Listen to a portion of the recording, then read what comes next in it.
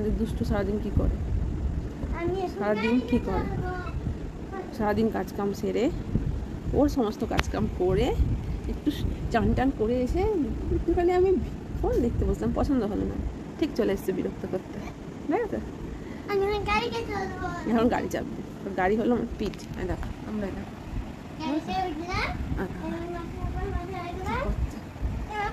এটা কি ধরনের এত অত্যাচার সহ্য হয়?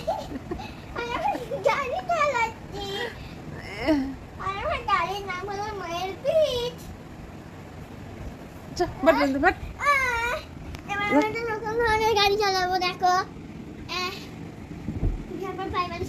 তুই যা করবি তুই নিচে নেবে কর, আমার পিঠের ওপরে কেন? আমার পিঠটা কি